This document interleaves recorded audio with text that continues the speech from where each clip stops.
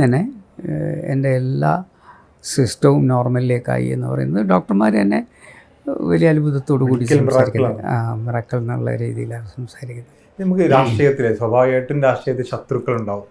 വ്യക്തിബന്ധങ്ങൾക്ക് പ്രാധാന്യം കൊടുത്താൽ പോലും ശത്രുക്കൾ സ്വാഭാവികമായി ജനറേറ്റ് ചെയ്യപ്പെടുന്ന ഒരു മേഖല രാഷ്ട്രീയം എന്ന് പറയുന്നത്. അങ്ങനെ അജാത ശത്രുത്വം ഉണ്ടെന്ന് അവകാശപ്പെടാൻ പറ്റുമോ മനസ്സിലായി?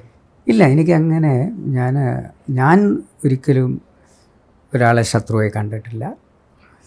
ഒരാളെയും ശത്രുപക്ഷത്ത് നിർത്താൻ ഞാൻ ആഗ്രഹിച്ചിട്ടില്ല. ചിലപ്പോൾ അദ്ദേഹത്തിൻ്റെ ഐഡിയോളജിയെ അല്ലെങ്കിൽ അദ്ദേഹം പ്രതിദാനം ചെയ്യുന്ന പ്രത്യയശാസ്ത്രത്തെയൊക്കെ ഞാൻ എതിർത്തിട്ടുണ്ടാവാം. അതിനുവേണ്ടി വളരെ രൂക്ഷമായ രീതിയിൽ വിമർശനങ്ങൾ നടത്തിയിട്ടുണ്ടാകാം. പക്ഷേ ആ വ്യക്തിയെ അല്ല ഞാനതിലൂടെ വിമർശിക്കുന്നത്.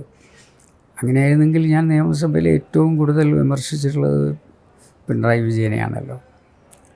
അപ്പോൾ നമുക്കൊരു രോഗം വന്നു എന്ന് പറയുമ്പോൾ അത് വിളിച്ചന്വേഷിക്കുന്നവരുടെ കൂട്ടത്തിൽ അദ്ദേഹം ഉണ്ടല്ലോ. അപ്പം അവരൊക്കെ രാഷ്ട്രീയം വേറെയും വ്യക്തിബന്ധം വേറെ ആയിട്ട് കാണുന്നുണ്ടെന്ന്